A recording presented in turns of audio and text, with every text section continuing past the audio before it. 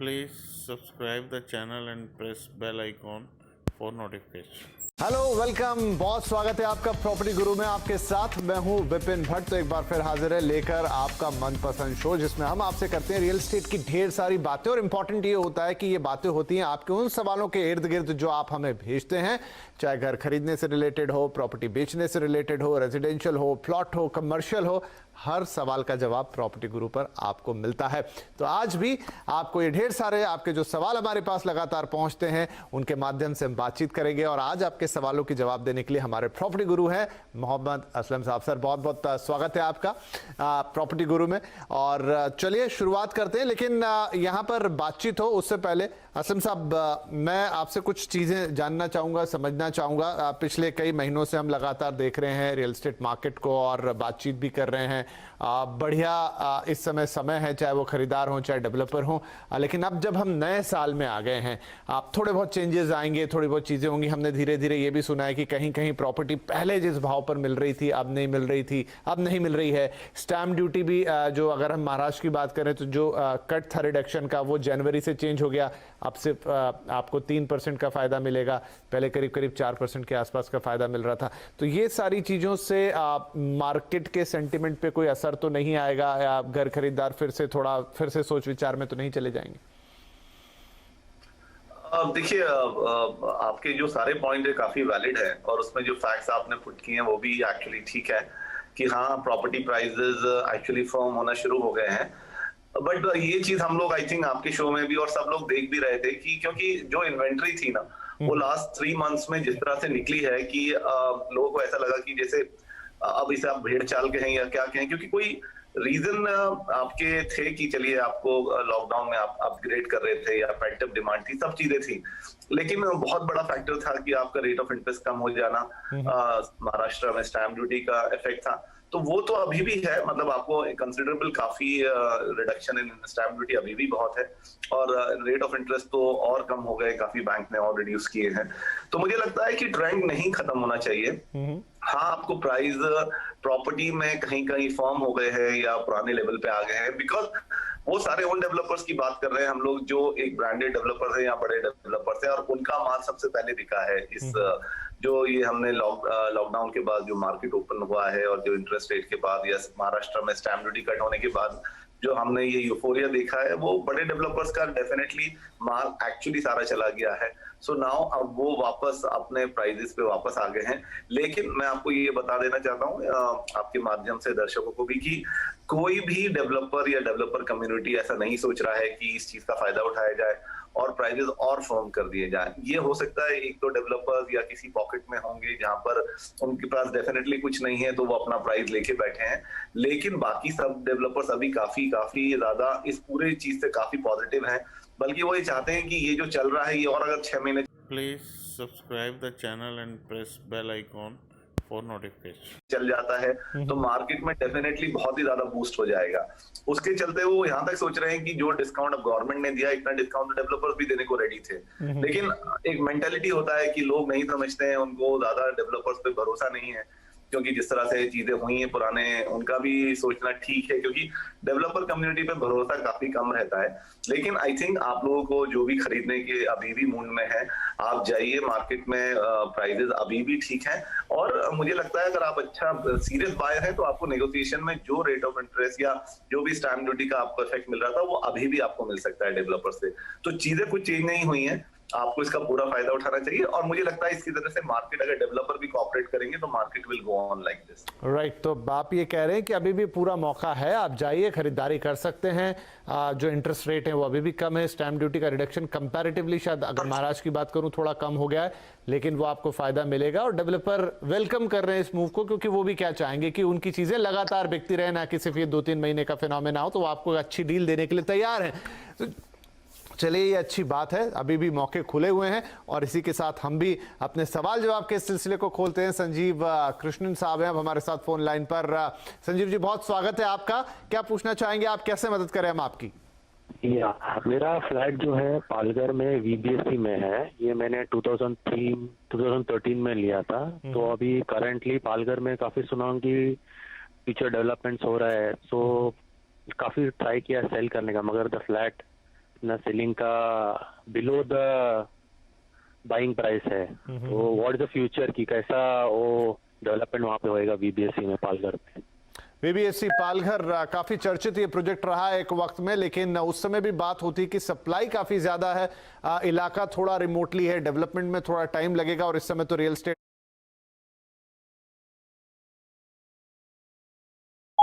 Market में वैसे भी वक्त यह है जब प्राइसेस हाई नहीं हैं। तो क्या आपका प्राइस मिल सकता है, आगे कब तक मिलेगा, पालघर का क्या फ्यूचर है, ये सारी बातें हमें असलम साहब बताएंगे। तो असलम सर, वीबीएससी पालघर इन्होंने जिस भाव पे खरीदा था, फिलहाल उनको ये भाव नहीं मिल रहा है, तो क्या करना चाहिए इनको आगे? विपिन जी, आपका कहना ठीक है कि वो जो एक इसमें एक पूरा भेड़ चाल का यूफोरिया भी कह सकते हैं, जो 2012-13 में लोग बाहर निकले थे और उससे मार्केट बहुत अच्छा था। तो ऐसे टाइम में ये सारे अफोर्डेबल हाउसिंग का बहुत ज्यादा हमने देखा था कि बहुत ज्यादा लोग उस चीज के लिए अट्रैक्ट हो गए थे, और उस तरह से प्रोमिसेस भी यही थे कि जो आपका इंडस्ट्रियल मींस लाइक डेवलपमेंट्स है, इंफ्रास्ट्रक्चर है, ये पालघर या विरार के बियॉन्ड जाएगा। लेकिन वही है कि मार्केट ने साथ नहीं दिया। रियल एस्टेट मार्केट हमने देखा है पिछले 5 साल में 6 साल में बिल्कुल नहीं चला है, और उसके चलते हुए ये जो पॉकेट्स हैं जो बाहर की हैं सबसे ज्यादा सफर्ड हुई हैं, क्योंकि उधर वो जो प्रॉमिस डेवलपमेंट था वो भी नहीं हुआ है, प्लस लोगों ने वहां जाना ठीक नहीं समझा, क्योंकि उनको बहुत अच्छे ऑप्शन अप टू विरार ही मिल रहे थे। तो चाहे वो नायगांव में काफी टाउनशिप जैसे लॉन्च हुई है कुछ डेवलपर्स की, या विरार में काफी अच्छे प्रपोजल्स और वो सब उनको मिले, जिसकी चलते हुए वीबीएचसी का या पालघर ओवरऑल इतना ज्यादा डेवलप नहीं हो सका रेसिडेंशियल मार्केट के हिसाब से। तो मुझे लगता है कि 2013 से इन्होंने लिया हुआ है और प्राइस अभी भी उनको बिलो मिल रहा है। तो मेरी राय तो इनको यही होगी कि फ्यूचर में भी अभी, क्योंकि अब तो मार्केट अब ऐसा है कि लोगों को उनका मनपसंद फ्लैट और जो घर है वो उनको काफी मुंबई के पेरिफेरीज में ही मिल रहा है, क्योंकि काफी डेवलपर्स उस तरह की स्कीम करके ला रहे हैं और काफी अफोर्डेबल हाउसिंग का भी बात हो रहा है। तो मुझे लगता है इनको अगर मौका मिलता है और थोड़ा सा अगर नुकसान में भी निकलना पड़े, इनको निकल जाना चाहिए और उसको री इन्वेस्ट कर लें। वो अप टू विरार तक, नायगांव में काफी अच्छे प्रोजेक्ट्स हैं, चाहे वो सनटेक के हों, चाहे आई थिंक मित्तल डेवलपर्स का भी उधर है, तो उधर किसी एरिया में वो उसे इन्वेस्ट कर लें थोड़ा पैसा डाल के। तो मुझे लगता है कि उनका एप्रिसिएशन वहां से शुरू हो जाएगा, क्योंकि पालघर में अभी थोड़ा सा टाइम जाएगा, क्योंकि मुंबई के बाकी इलाकों में अभी काफी जो कह सकते हैं कि डेवलपमेंट हो रहा है और काफी प्रोजेक्ट्स आ रहे हैं। तो पालघर का थोड़ा टाइम अभी आना मुश्किल है। मेरा मतलब और 4-5 साल मुझे कोई उसमें दिख नहीं रहा है कि कुछ चेंजेस होंगे। पहले बहुत छोटा हो गया तो टाइम फ्रेम, तो अब शायद वो थोड़ा रियलिस्टिक हो रहा है, थोड़ा बड़ा हो रहा है, लेकिन रिटर्न्स आपको जरूर मिलेंगे। ये है कि आपका होल्डिंग पीरियड थोड़ा लंबा जाएगा। चलिए, इसी के साथ अब हम चलेंगे अपने अगले सवाल की तरफ, जो गौरव ठाकुर साहब का पुणे से हमें फोन कर रहे हैं। गौरव साहब, बहुत स्वागत है आपका, हैप्पी न्यू ईयर। क्या पूछना चाहेंगे आप? थैंक यू सर जी, आपको भी happy new year. Thank you. मैंने खराड़ी में बुक किया है 3 BHK गोयल गंगा एल्टस, और 2025 में पोजीशन है। तो मैं ये जानना चाहता था कि कितना रेट ऑफ रिटर्न एक्सपेक्टेड है। गोयल गंगा में आपने बुक किया है और रेट ऑफ रिटर्न आप जानना चाहते हैं, खराड़ी में क्या हो सकता है? लगभग उसी तरह के सवाल पर हम थे। तो सर, खराड़ी वैसे तो एक well known, well developed area है पुणे का, और गोयल गंगा डेवलपर्स भी अच्छे माने जाते हैं, लेकिन फिर ये थोड़ा फ्यूचरिस्टिक सवाल है कि क्या रिटर्न की उम्मीद करें, किस टाइम फ्रेम में करें, क्या पहले जैसा होता था अभी भी वैसा ही होगा? तो निवेशक के हिसाब से क्या जवाब होगा इसका? देखिए, खराड़ी अपने आप में काफी हॉट लोकेशन है पूना का, और मोस्टली वहाँ पे काफी कमर्शियल डेवलपमेंट बहुत हो रहा है। तो उसके बीच में रेसिडेंशियल आना डेफिनेटली उसका डिमांड अच्छा रहेगा। प्लस इसमें एडवांटेज ये भी है कि गोयल गंगा ग्रुप का ये प्रोजेक्ट है जिसमें अगेन एक रेप्यूटेड डेवलपर है, ट्रैक रिकॉर्ड बहुत अच्छा है, और वो टाइमली उनका डिलीवरी का हमेशा से रहा है। सो मुझे लगता है दोनों फैक्टर इनके फेवर में जाते हैं। लेकिन जो एक्सपेक्टेशन है आपका रिटर्न का इन बाय 2025, ठीक है, आपका होराइजन 5 इयर्स का है, तो ये आपको एक अच्छा रिटर्न दे पाएगा। बट आपको ध्यान में रखना चाहिए कि वो पहले जैसा, जैसे विपिन जी आपने पूछा कि पहले जैसे रिटर्न्स आएंगे या नहीं, वैसा तो बिल्कुल भी नहीं आएगा। रेसिडेंशियल की अभी सप्लाई जो है, जैसे कि आप खराड़ी में है तो काफी सप्लाई वाघोली में है, और काफी सप्लाई आपको विमान नगर या कल्याणी नगर साइड में भी मिलता है, और प्लस मुंडवा, हड़पसर, उसमें भी काफी जो प्राइसिंग है ये सारे एरियाज में ऑलमोस्ट सेम ही है। स्पेशली मैं मुंडवा, हड़पसर और खराड़ी की बात कर रहा हूँ। तो मुझे लगता है कि expectation Please subscribe the channel and press bell icon for notification. आपको बहुत ही रियलिस्टिक रखना पड़ेगा। अगर आपने इधर इन्वेस्ट किया है तो मुझे लगता है कि around 5 years year on year आपको ले सकते हैं सेफली, इतना आपको जरूर मिल जाना चाहिए, लेकिन बहुत ज्यादा आप एक्सपेक्ट मत कीजिएगा। और इट ऑल्सो डिपेंड्स ऑन कि अभी आगे फ्यूचर में सप्लाई की क्या सिचुएशन रहेगी। तो ऑल दैट आपको दिमाग में रख के उसी तरह से अपने एक्सपेक्टेशंस के बारे में कैलकुलेट कीजिए। चलिए, इसी के साथ अब अगला सवाल जो कि एक मेल है अखिल कपूर साहब का है और आप पूछना चाहते हैं कि 2011 में फरीदाबाद के इब्जा टाउन में घर खरीदा था, 2020 में पोजीशन मिला, फिलहाल लखनऊ शिफ्ट हो गए हैं, रेंटल और अप्रिसिएशन कुछ खास नहीं मिल रहे हैं, क्या इस निवेश से निकल जाना चाहिए या बने रहना चाहिए? तो असलम साहब, आज ज़्यादातर सवाल वैसे ही आ रहे हैं। अब इन्होंने 2012 में खरीदा और 6-7 साल बाद इन्हें मिल भी गया, लेकिन जो लाइन ऑफ एक्सपेक्टेशन रही होगी, चाहे रेंटल की होगी चाहे अप्रिसिएशन की होगी, वो उनको वैसा नहीं मिल रहा। और लगभग इसी लाइन पर हमने पहले 2 सवाल भी लिए हैं। फिलहाल इनके लिए क्या सलाह होगी? क्या इन्हें इसमें से निकल जाना चाहिए या थोड़ा और वक्त बिता के देखना चाहिए? फरीदाबाद में इन्होंने लिया। जी जी जी। सर वही है, आई थिंक जो हमने अभी पालघर के बारे में बात करी, तो कंपैरिजन तो सेम सिमिलर तो नहीं है, लेकिन अगर आप बात करेंगे एनसीआर मार्केट की तो उसमें थोड़ा सा सिमिलरिटी आती है, क्योंकि फरीदाबाद एक्चुअली एनसीआर का एकदम लास्ट एरिया है, क्योंकि अभी जो एनसीआर में मार्केट हमने देखा है बिफोर कोविड, आई थिंक सबसे ज्यादा बैडली हिट मार्केट था। डेफिनेटली कोविड के बाद ये जो 3-4 महीने हुए हैं, इसमें सबसे ज्यादा सेल वहां पे हुआ है, वो अलग बात है। लेकिन अभी भी मुझे लगता है कि फरीदाबाद का नंबर इन टर्म्स ऑफ कि आप जो रिटर्न एक्सपेक्ट कर रहे हैं या आपको रेंटल्स जो आपने सोचा होगा, वो I think comparative to Noida या ग्रेटर नोएडा आपको अभी नहीं मिलेंगी उसमें। तो मुझे लगता है कि देखिए, एनसीआर मार्केट बहुत बड़ा मार्केट है और उसमें अभी भी बहुत ज्यादा पोटेंशियल है और बहुत सप्लाई है, अभी भी पोटेंशियल है और फ्यूचर प्रोजेक्ट के लिए, और सप्लाई अभी भी इतनी ज्यादा नहीं वहां खत्म हुई है कि लोग फरीदाबाद जाना शुरू करें। ये फरीदाबाद की स्टोरी स्टार्ट हुई थी कि जब आपका आईटी बूम था और उसमें बड़े बड़े कॉर्पोरेट्स आकर जिन्होंने गुड़गांव में और नोएडा में जगह ली थी, तो उसमें यही एक्सपेक्टेशन थी कि इसके बाद फरीदाबाद का नंबर आएगा। लेकिन क्योंकि मैंने जैसे बोला एनसीआर मार्केट ही इतना बड़ा है कि अभी वही कंज्यूम नहीं हुआ है, तो मैं ये नहीं कह रहा कि बिल्कुल नेगेटिव है इसमें, लेकिन आपको थोड़ा सा टाइम अगर आपके पास है तो आप होल्ड कीजिए। आपको रियल एस्टेट है, आपको डेफिनेटली कुछ रिटर्न देके जाएगा, लेकिन अगर आपके पास आप लखनऊ शिफ्ट हो गए हैं और आपको ये नहीं दिख रहा है, तो मुझे लगता है यूपी में लखनऊ एक बहुत अच्छी मार्केट उभर कर आई है। अगर आपको लखनऊ में कुछ अच्छी प्रॉपर्टी मिलती है तो फरीदाबाद की प्रॉपर्टी निकाल के आपको लखनऊ में ले लेनी चाहिए, वहां आपको जल्दी रिटर्न मिल जाएंगे इससे। चलिए, इसी के साथ वक्त हुआ है हमारे लिए एक छोटे से ब्रेक का, और ब्रेक के बाद कुछ और सवाल होंगे, उन्हीं सवालों के आधार पर कुछ और बातें होंगी रियल एस्टेट मार्केट के बारे में। छोटा सा ब्रेक लेते हैं, तुरंत हाजिर होंगे।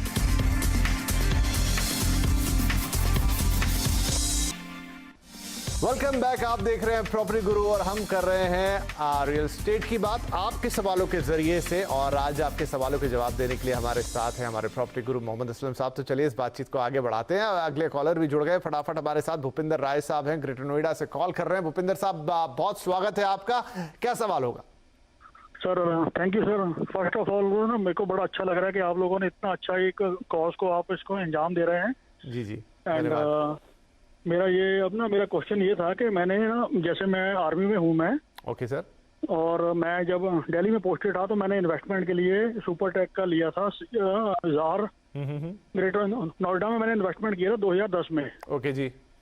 तो मुझे बोला गया था कि इसका पोजीशन आपको मिल जाएगा 2012 तक में। ओके, लेकिन अल्टीमेटली लड़ झगड़ के Please subscribe the channel and press bell icon for notification. झगड़ के वो मैंने उसका पोजीशन लिया 2019 में, 7 Okay. साल के बाद। जी जी, and without any compensation, without anything. अभी जब मैं इसको मैंने अभी सोच रहा हूँ उसको भेजने के लिए, तो अभी उसका भी वो बोल रहे हैं कि इसका रजिस्ट्री नहीं हुआ, क्योंकि उसका कोई चल रहा है, कोर्ट केस चल रहा है कोई।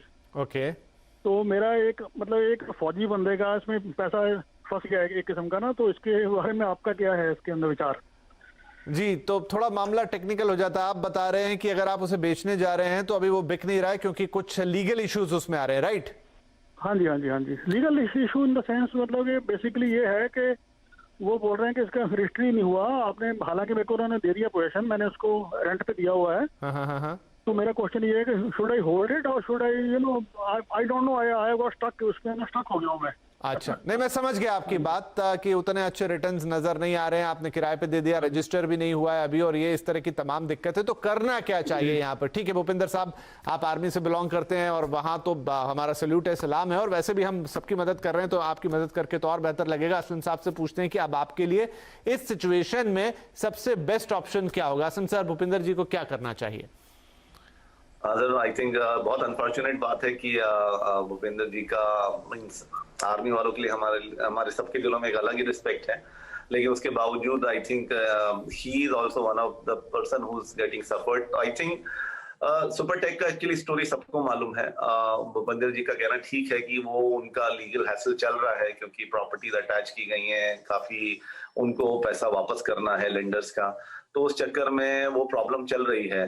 अब इन्होंने जैसे बताया कि अभी वो रजिस्टर्ड भी नहीं हुआ इनके नाम पे, तो वो एक अलग एंगल है, मतलब उसमें ये बेच नहीं पाएंगे, जैसे सही कह रहे हैं। और रजिस्ट्री करने में मुझे नहीं लगता उनको कोई इशू होना चाहिए, क्योंकि आपने एज अ बायर हैं और आपने सारा पेमेंट किया है, पर मुझे लगता है कि वो नहीं करना चाहते, इसलिए ये भी स्टक हो गए हैं इन सबके चलते हुए। तो इसमें एक तो तरीका यही होता है भूपेंद्र जी, या तो आप रेरा जाइए, लेकिन ये ऑलरेडी मामला कोर्ट में है, तो आई डोंट नो कि रेरा का इसमें क्या रोल रहेगा और वो क्या देंगे, क्योंकि ओवरऑल सबका, क्योंकि ये आप अकेले जाएंगे तो इतना काम नहीं बनेगा। आई थिंक जैसे बाकी वहाँ पे आम्रपाली और बाकी दूसरे प्रोजेक्ट्स में या दूसरे डेवलपर्स के यहाँ लोगों ने एसोसिएशन बना के अपना चीजें क्लियर कराई हैं, जैसे जेपी वगैरह के प्रोजेक्ट्स में, तो इसमें अगर ऐसा है तो उसमें एक तरीका तो वो है कि सब मिलके इसके बारे में बात करें। अदरवाइज मेरा एडवाइस यही होगा आपको कि अगर आपका वो रेंट पे चला गया है तो एटलीस्ट आपको कुछ रिटर्न उसमें आ रहे हैं, तो थोड़ा पेशेंस रखिए। 100% ये है कि गवर्नमेंट कुछ ना कुछ कर रही होगी या और लोग भी ट्राई कर रहे होंगे, और सुपरटेक वाले हिमसेल्फ उनको भी कुछ ना कुछ इस चीज से निकलना ही है। सो अगर आप मुझे पूछे, मैं आपको सही प्राइस पे एडवाइस नहीं कर पा रहा हूँ, मैं जैसे ये ऑप्शन दे रहा हूँ, इसका सही एडवाइस आपको आपका कोई लीगल लॉयर या कोई जाके डेवलपर से बात करे on the legal point of view से, उसमें एग्जैक्टली आपको पता चलेगा। मेरे हिसाब से अगर सब चीजें हो चुकी हैं और कोई ऑप्शन नहीं है तो उसको रेंट पे रहने दीजिए।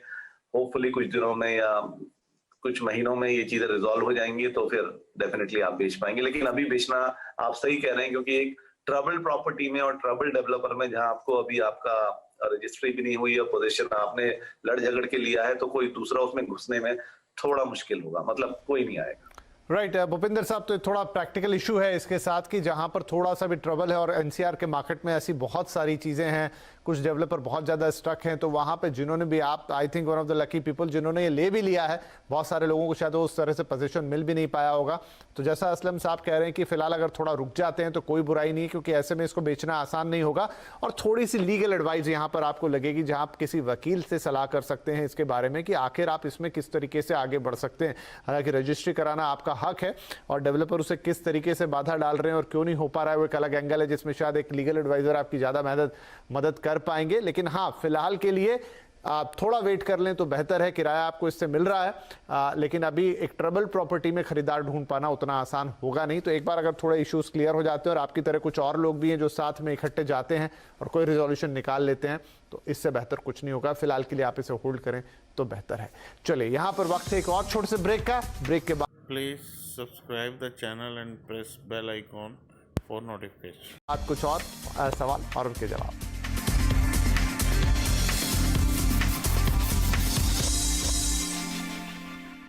वेलकम बैक, आप देख रहे हैं प्रॉपर्टी गुरु और हम दे रहे हैं आपके सवालों के जवाब। अब हमें अपने अंतिम सेगमेंट में असलम साहब हमारे साथ बने हैं, तो फटाफट एक सवाल हम और ले लेना चाहेंगे, और वो है दीपक अग्रवाल साहब का। आपका मेल है दिल्ली से, आप पूछ रहे हैं कि 1 करोड़ के बजट में गुरुग्राम में 3 BHK लेना है, सेक्टर 67 में आयरियो कॉरिडोर, सेक्टर 83 में पाम गार्डन्स और सेक्टर 86 में माइक्रोटेक ग्रीनबर्ग। ये प्रोजेक्ट आपने देखे हैं, तो भविष्य में कौन सा प्रोजेक्ट अच्छा रहेगा?